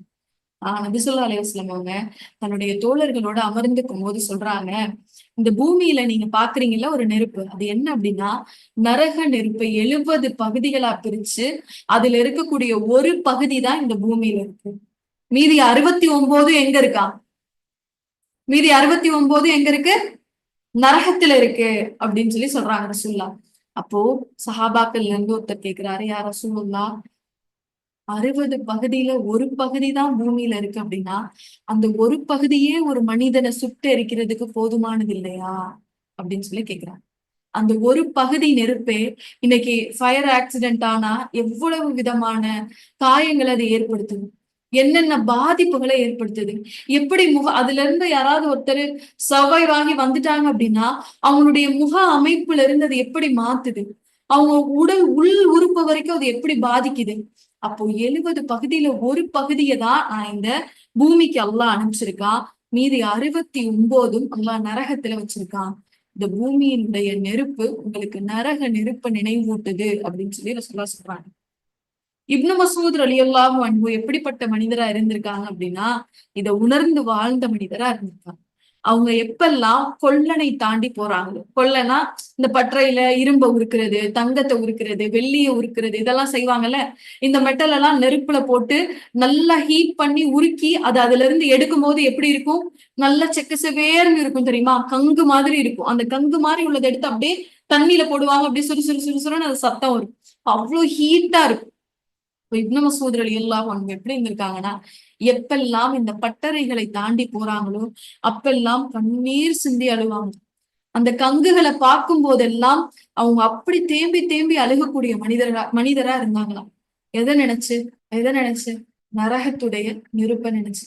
அல்லாஹ் இத்தனை வகையான நரக நெருப்ப படைச்சு வச்சிருக்கானே, இதுல எந்த நெருப்புலையும் நான் போயிடக்கூடாது, இது எதுவுமே எனக்கான இடமா இருந்துடக்கூடாது அப்படிங்கிற கவலைதான் அவங்களுக்கு அதிக கண்ணீரை வர வைக்கக்கூடியதா இருந்துச்சு. நம்மளுக்கு இந்த மாதிரி உலகத்துல இருக்கக்கூடிய நெருப்பு நரக நெருப்பை நினைவூட்டக்கூடியதா இருக்கா? எடுத்து பாருங்க. அஹ்னஃப் இப்னு கைஸ் அப்படிங்கிறவர் என்ன செய்யறாங்க அப்படின்னா, அவங்க எப்பயுமே ஒரு விளக்கு வச்சிருப்பாங்க. முன்னாடி எல்லாம் இருக்குல்ல விளக்கு, மண்ணெண்ணெய் ஊத்தி சின்னதா இப்ப டார்ச் லைட்டு இந்த மாதிரி இருக்கு, முன்னாடி வந்து நெருப்பு இருக்கக்கூடிய அரிக்கன் லைட் மாதிரி இருக்கும்ல, அந்த மாதிரி விளக்க அவர் எப்ப என்ன செய்வாராம், பத்த வச்சு உட்கார்ந்துக்குவாராம் பக்கத்துல. உட்கார்ந்துட்டு தன்னுடைய விரலை என்ன செய்வாரா, லேசா அந்த நெருப்புல வைப்பாரு. லேசா அந்த நெருப்புல வச்சுட்டு அந்த நெருப்புடைய சூடு உணர்ந்த உடனே அழுக ஆரம்பிப்பாராம். அழுக ஆரம்பிச்சு சொல்லுவாராம், அஹ்னஃபே அஹ்னஃபே, ஏன் நீ அன்னைக்கு அந்த தீமையை செஞ்ச? அஹ்னஃபே, நீ ஏன் அல்லாஹ்வுடைய கட்டளைக்கு மாறு செஞ்ச? அஹ்னஃபே, அல்லாஹ்வுக்கு இது பிடிக்காதுன்னு தெரிஞ்சு நீ ஏன் செஞ்ச? உன்னால இந்த சூடையே பொறுத்து கொள்ள முடியலையே, அல்லாஹ்வுடைய அச்சம் உனக்கு எங்க போச்சு அப்படின்னு தன்னைத்தானே சுய பரிசோதனை செஞ்சு மாத்திக்கக்கூடிய நபரா இருந்திருக்கார். சாதாரணமா நம்ம நினைக்கிறோம் நெருப்பு. எத்தனை தடவை நம்ம வீட்டுடைய வாசலை கூட்டி நெருப்பு வச்சுட்டு போயிருக்கோம். எத்தனை தடவை பெரிய பெரிய அடுப்புகளை சமைக்கிறதுக்காக நெருப்பை பயன்படுத்தியிருக்கோம். இன்னைக்காவது இந்த நெருப்பு உலக விஷயத்தை தாண்டி நமக்கு மறுமையை நினைவுபடுத்தக்கூடியதா இருந்திருக்கா? அடுத்து பாருங்க, அல்லாஹ் நரகத்தை எப்படி பூமியில நமக்கு நினைவுபடுத்துறான் அப்படின்னா, இந்த பூமியில அதிகமான வெப்பம் உள்ள நாளும் அதிகமான குளிர் உள்ள நாளும் ஒரு மனிதனுக்கு அல்லாஹ் நரகத்தோடைய ஒரு சாம்பிளா கொடுத்திருக்காங்க. அபூ ஹுரைரா ரலியல்லாஹு அன்ஹு அவங்க அறிவிக்கிறாங்க, நபி ஸல்லல்லாஹு அலைஹி வஸல்லம் அவங்க சொன்னதா புகாரில இடம்பெற்றிருக்கக்கூடிய நபிமொழி இது. நரகம் என்ன செய்யுமா, அல்லாஹ் கிட்ட போய் கம்ப்ளைண்ட் பண்ணுமா. நரகம் போய் என்ன செய்யுமா, அல்லாஹ் கிட்ட கம்ப்ளைண்ட் பண்ணுமா, யா அல்லாஹ், ரொம்ப நாளா நான் என்ன செய்யறேன், எரிஞ்சுக்கிட்டே இருக்கேன். ஏன்னா உள்ள யாரும் இன்னும் வரல. எரிபொருள் யாருதான் நரகத்துக்கு? மனிதர்களும் கற்களும் ஜின்களும் தானே எரிபொருள். இன்னும் அவங்களோட எரிபொருள் வந்து சேரலையே, மறுமை வரலையே. அப்ப அது எரிஞ்சுக்கிட்டே தானே இருக்கு அது வரைக்கும். அப்ப அது அல்லாஹ் கிட்ட போய் கேக்குமா, நரகம் அல்லாஹ் கிட்ட ஒரு கம்ப்ளைண்ட் பண்ணுமா, யா அல்லாஹ், நான் ரொம்ப நாளா எரிஞ்சுட்டே இருக்கேன். எப்படி எரியுறேன் அப்படின்னா, என்னுடைய ஒரு பகுதியே இன்னொரு பகுதியே சாப்பிடுது. நீங்க நெருப்ப நல்லா க்ளோஸா வாட்ச் பண்ணீங்கன்னா தெரியும். அப்படியே ஒண்ணுக்குள்ள ஒண்ணு அப்படி போயிட்டு போயிட்டு வர மாதிரி இருக்கும். ஒண்ணு மிஞ்சிக்கிட்டே வரும். அதை நரகம் எப்படி அல்லாஹ் கிட்ட சொல்லுது, என்னுடைய ஒரு பகுதி என்னுடைய இன்னொரு பகுதியை சாப்பிடுது. அப்படியே சாப்பிடக்கூடியதா இருக்கு. எனக்கு இது ரொம்ப ப்ரெஷரா இருக்கு, இதனுடைய அழுத்தம் அதிகமா இருக்கு அப்படின்னு சொல்லுது. நரகமே தன்னுடைய அழுத்தம் அதிகமா இருக்குன்னு அல்லாஹ் கிட்ட கம்ப்ளைண்ட் பண்ணுது அப்படின்னா, அந்த அழுத்தத்துக்குள்ள அல்லாஹ் நம்மள நுழைவிக்காம பாதுகாக்கணும். இப்போ நரகம் சொல்லும் அல்லாஹ் கிட்ட, அல்லாஹ் இதனுடைய அழுத்தம் எனக்கு அதிகமா இருக்கு அப்படின்னு. அப்ப அல்லாஹ் என்ன செய்வானா, நரகத்துக்கு அனுமதி கொடுக்குறான். உனக்கு 2 தடவை அனுமதி தரேன் உன் ப்ரெஷரை ரிலீஸ் பண்றதுக்கு. 2 தடவை நீ என்ன செஞ்சுக்கலாம், மூச்சு விட்டுக்கலாம். ஒண்ணு கோடை காலத்துல, இன்னொன்னு குளிர்காலத்துல. இப்ப ரசூல்லா சொல்றாங்க, ஏன்னா இது ஒரு ஒரு ஒரு நாளுடைய லுகர் தொழுகைக்கு ரசூல்லா தயாராயிட்டு இருக்கும் போது சொல்றாங்க, கொஞ்சம் வெப்பம் தணிஞ்ச உடனே லுகர் தொழுகலாமா, கொஞ்சம் சூடு குறைஞ்ச உடனே லுகர் தொழுகலாமே. ஏன்னா இந்த பூமியில நீங்க பாக்குற அதிக வெப்பமான நாள் எந்த நாள் அப்படின்னா, சுவனம் மூச்சு விடக்கூடிய நாள். அதே போல சில குளிரும் நமக்கு அப்படியே குத்துற மாதிரி இருக்கும். அதிக குளிர் எப்படி இருக்கும், இதமாவா இருக்கும். ரொம்ப குளிர்னா எப்படி இருக்கும், அப்படியே நரம்புல எல்லாம் அப்படியே ஊசி வச்சு குத்துற மாதிரி இருக்கு. இப்ப சொல்லுவோம், மாதிரி வெயில் கூட தாங்கிடலாம் போல, குளிர் ரொம்ப கடுமையா இருக்கே, ஊசி வச்சு குத்துற மாதிரி இருக்கு குளிர்ன்னு சொல்லுவோம். அப்போ நபி ஸல்லல்லாஹு அலைஹி வஸல்லம் சொல்றாங்க, இந்த பூமியில அதிகமான குளிர் இருக்கக்கூடிய ஒரு நாள் எந்த நாள் அப்படின்னா, நரகம் அந்த நாள்ல மூச்சு விடுது. அல்லாஹ் 2 நாள் அனுமதி கொடுக்குறாங்க. அப்போ இது என்ன? ஆனா இங்க வெப்பத்துக்கு வேற வேற காரணங்கள்லாம் சொல்றோமே. சூரியன் குளோபல் வார்மிங் நடக்குது, அது நடக்குது, சீசன் மாறுது, அதனாலதான் இவ்வளவு வெப்பம் வருது, இதனாலதான் வெப்பம் ஏற்படுது. ஆனா நபி ஸல்லல்லாஹு அலைஹி வஸல்லம் அவங்க ஒரு ஒரு உதாரணம் சொல்லி காட்டுறாங்க. அல்லாஹ் 2 அனுமதி கொடுக்குறான். அந்த 2 நாள் நரகம் மூச்சு விடுது. அப்போ இந்த பூமியில எப்படி ஒரு வெப்பம் அதிகமா இருந்ததுன்னா, அது நரகம் மூச்சு விடக்கூடிய ஒரு நாள். அப்ப அது மூச்சே இவ்வளவு கடுமையானதா இருந்தா, இந்த நரகம் எப்படிப்பட்டதா இருக்கும்? அல்லாஹ் இது நம்மளுக்கு ஒரு நினைவூட்டலா கொடுக்குறான். யோசிங்க, நினைவுபடுத்தி பாருங்க அப்படின்னு அல்லாஹ் கொடுக்குறான். அடுத்த நினைவூட்டல் எல்லாம் எதை சொல்றான் தெரியுமா? நமக்கு ஏற்படக்கூடிய காய்ச்சலின் மூலம் வெப்பம் வருது தெரியுமா? சில காய்ச்சல்லாம் அப்படி ரொம்ப உடம்பு ஹீட்டா இருக்கும். ரொம்ப ஹீட்டானா என்ன வரும், ஒரு சில நபர்களுக்கு உடலுடைய வெப்பம் அதிகமாக ஆக என்ன வரும், ஃபிக்ஸ் வந்துடும். அப்போ இந்த உடல்ல காய்ச்சல் மூலமா வர வெப்பத்தையும் அல்லாஹ் நமக்கு நரக நெருப்புடைய ஒரு அடையாளமா கொடுக்குறான், ஒரு உணர்தலா கொடுக்குறான், ஒரு நினைவூட்டலா கொடுக்குறான். அப்துல்லா இப்னு உமர் ரலியல்லாஹு அன்ஹு சொல்றாங்க, நபி ஸல்லல்லாஹு அலைஹி வஸல்லம் அவங்க சொன்னாங்க, காய்ச்சல் என்பது நரகத்தில் இருந்து வரக்கூடிய சூடாகும். ஒரு மனிதனுக்கு ஏற்படக்கூடிய காய்ச்சல் அப்படிங்கிறது என்னது, நரகத்திலிருந்து ஏற்படக்கூடிய ஒரு சூடாகும். எப்பெல்லாம் உங்களுக்கு காய்ச்சல் வருதோ அப்பெல்லாம் நீங்க தண்ணியை ஊத்தி உங்களை நீங்க என்ன செஞ்சுக்கோங்க, கூல் ஆக்கிக்கோங்க அப்படின்னு சொல்லி ரசூலுல்லாஹ் ஒரு உபதேசமா இதை சொல்றாங்க. அப்துல்லா இப்னு உமர் ரலியல்லாஹு என்ன பண்றாங்க, அதுக்கப்புறம் தன்னுடைய வாழ்க்கையில எப்பெல்லாம் காய்ச்சல் வருதோ, எப்பெல்லாம் காய்ச்சலால ஒரு வெப்பத்த அவங்க உணர்றாங்களோ, உணரும் போதெல்லாம் அல்லாஹ் கிட்ட கையேந்தி மன்னிப்பு கேட்பாங்களாம். யா அல்லாஹ், என்ன இந்த தண்டனையிலிருந்து பாதுகாத்து வை. இவ்வளவு சூடா இருக்கக்கூடிய அந்த நரக நெருப்புல இருந்து என்ன பாதுகாத்து வை. இந்த உடல் சூடையே, ஒரு காய்ச்சலால வரக்கூடிய இந்த சாதாரண சூடையே என்னால தாங்க முடியலையே. எப்படி நம்ம உடம்ப போட்டு அமுத்துது. லேசா காய்ச்சல் வர மாரி இருந்த உடனே அதுக்கான மாத்திரையை நம்ம எடுத்து போட்டுறோமே. வல்லாஹி இந்த காய்ச்சல நம்மளுக்கு ஒரு நினைவூட்டலா வச்சிருக்கு. நரகத்துடைய வெப்பம் இப்படிதான் இருக்கும் அப்படிங்கிறதுக்கு அல்லாஹ் நம்மளுக்கு ஒரு சாம்பிள் குடுக்குறான். இவ்வளவு எச்சரிக்கைகள் இருந்தும், நம்ம அத என்னைக்காவது யோசிச்சு பார்த்திருக்கோமா?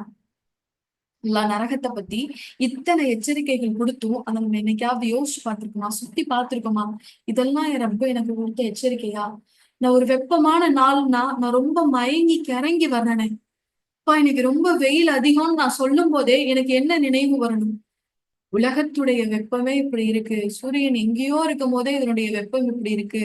நாளைக்கு மறுமையில அந்த நெருப்புக்குள்ள அல்லாஹ் போடுவேன்னு எச்சரிக்கிறானே, அதனுடைய வெப்பம் எப்படி இருக்கும் அப்படின்னு நம்ம சிந்திச்சு பார்க்க வேண்டாமா? இங்க ஒரு காய்ச்சலுடைய வெப்பத்தை நான் அனுபவிக்கும் போது, இதை விட பன்மடங்கா நரகத்துடைய நெருப்பு இருக்குமே அப்படின்னு நம்ம சிந்திக்க வேண்டாமா?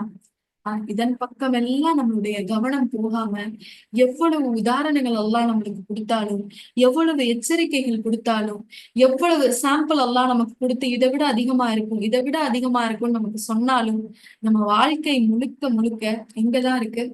இந்த உலக வாழ்க்கையை சுத்தியேதான் இருக்கு. இந்த உலகத்தை சுத்தியேதான் நம்மளுடைய எல்லா நினைவுகளும் சுழண்டுகிட்டே இருக்கு. அதனாலதான் இமாம் கசாலி இந்த உலகத்துல ஒரு மனிதன் வாழக்கூடிய நிலைக்கு ஒரு அழகான ஒரு கதைய உவமையா சொல்றாங்க. ஒரு மனிதன் என்ன செஞ்சான் அப்படின்னா, காட்டுல நடந்து போயிட்டு இருந்தான். நடந்து போயிட்டு இருக்கும்போது அவனை திடீர்னு ஒரு சிங்கம் துரத்த ஆரம்பிச்சிருச்சு.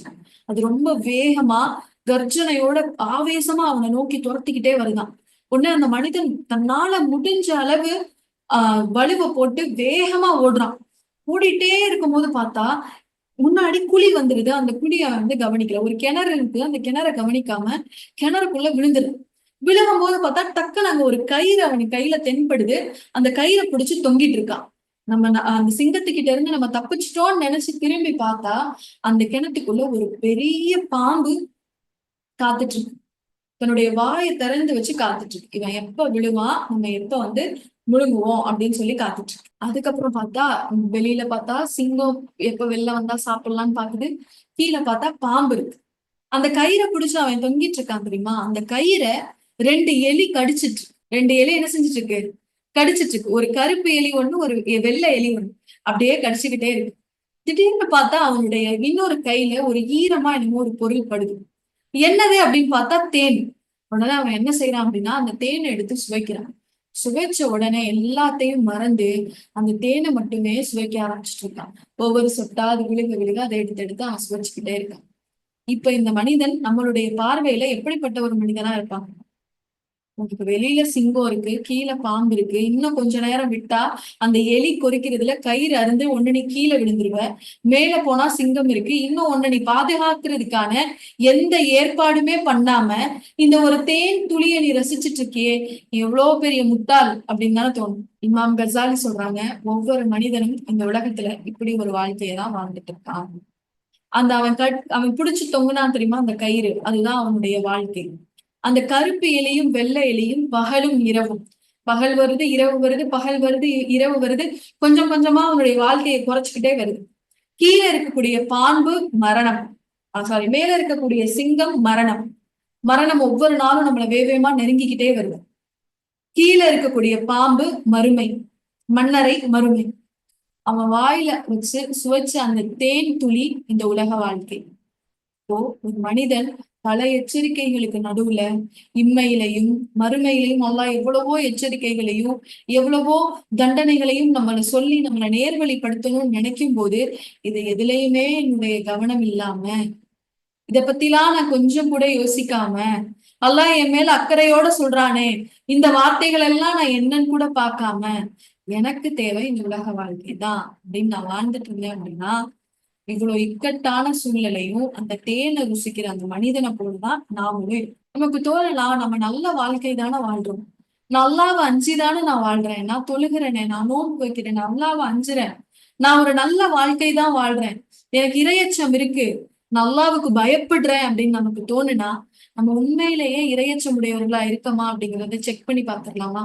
ஒரு இறை நம்பிக்கையாளருக்கு அல்லாஹ் மேல ஒரு அச்சம் இருக்கு அப்படிங்கிறதுக்கான அடையாளம் என்ன தெரியுமா? அவர் ஒரு பாவத்தை செய்யாமல் கைவிடுவது.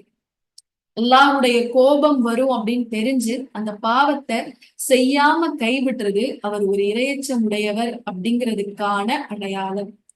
நம்மளுடைய வாழ்க்கையில எத்தனை பாவங்களை விட்டு தூரமா இருக்கும். எப்படி நம்ம ரோட்ல பயணிக்கும் போது ஒரு சிவப்பு லைட் டிராபிக் லைட்டை பார்த்த உடனே அது நில்லு அப்படின்னு சொன்ன உடனே நம்ம அப்படியே வாகனத்துடைய வேகத்தை குறைச்சிட்டு போய் நிக்கிறோமோ, அதே போல நம்மளுடைய வாழ்க்கையில அல்லாஹ்வுடைய எச்சரிக்கைகள் வரும்போதும் அதை கேட்கும் போதும் அதை நினைத்து பார்த்தும் எத்தனை பாவங்கள்ல இருந்து நம்ம விடுபடுறோம். நன்மைகள் நம்ம அதிகம் செய்யலாம். ஒரு சில நேரங்கள் நன்மை நமக்கு எப்படி ஆயிருதுன்னா ரொட்டீன் ஆயிருது. உயிரோட்டம் இல்லாம எப்படி ஆயிருது? ரொட்டீன் ஆயிருது. செய்யறோம் செய்யறோம் செய்யறோம் செஞ்சுட்டே இருக்கும். ஆனா உண்மையாவே ஒரு அடியான் அல்லாஹ்வுக்கு அஞ்சுதான் அப்படிங்கிறது எப்ப வெளிப்படும்னா பாவத்திலிருந்து வெளிவரும்போது வெளிப்படும். என்ன பாவம்? சின்ன சின்ன பாவங்கள். பொய் பேசாம ஒரு நாளை நம்மளால கடக்க முடியுதா? சின்ன பொய்யோ பெரிய பொய்யோ, விளையாட்டுக்கு பேசுற பொய்யோ, பொய் பேசாத ஒரு நாளை கடக்க முடியுதா? அடுத்தவங்களை பத்தி தவறா பேசாம நம்மளுடைய வாழ்க்கையில ஒரு நாளை கடக்க முடியுதா? கோபப்படாம ஏதாவது ஒரு நாளை நம்மளால கடக்க முடியுதா? கடுமையான வார்த்தைகள் பேசாம நம்மளால ஏதாவது ஒரு நாளை கடக்க முடியுதா? அல்லாஹ் அனுமதிக்காத செய் பார்வைகளை கொண்டு செலுத்தாம நம்மளால நம்மளுடைய நாளை கடக்க முடியுதா?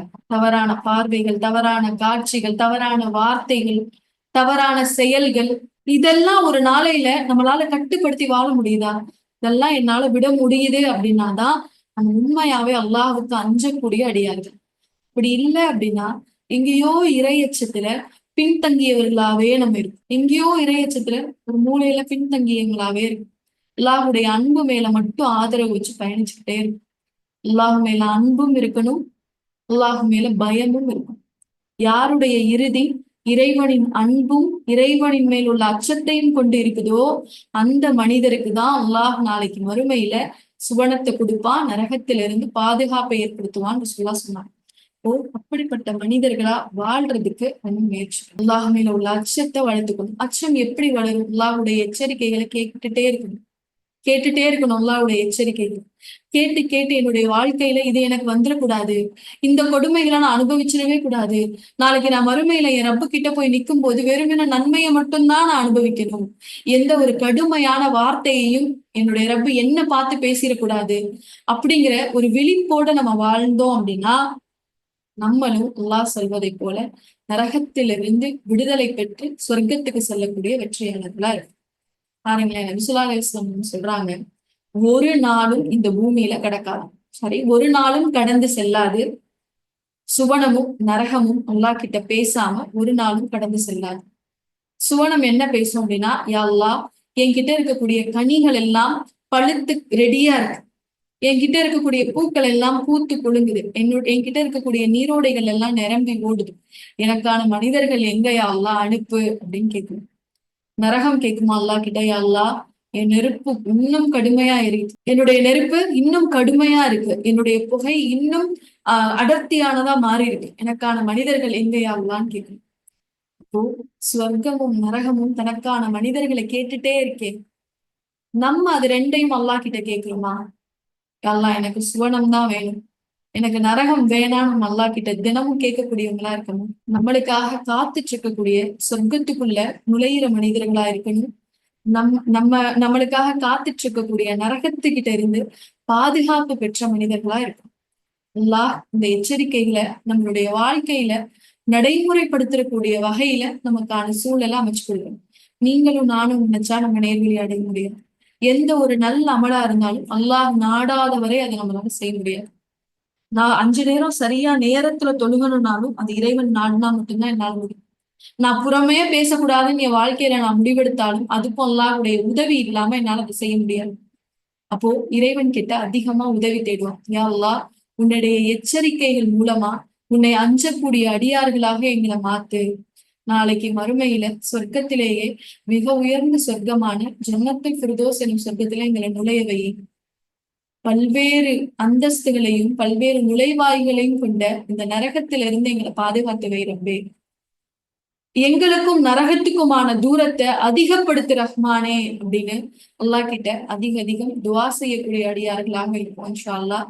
கேட்டதின்படி செயல்படக்கூடிய மனிதர்களாக மாறி நாளை மறுமையில் நரகத்துக்கும் நமக்கும் அதிக துளைவை ஏற்படுத்தி கொண்டு சொர்க்கத்துக்குள்ள நுழையக்கூடிய மக்களாக அல்லாஹ் உங்களையும் என்னையும் ஆக்கி வருவானாக. வாஹிர தௌனா அல்ஹம்துலில்லாஹி ரப்பில் ஆலமீன். அஸ்ஸலாமு அலைக்கும் வரஹ்மத்துல்லாஹி வபரகாத்துஹு.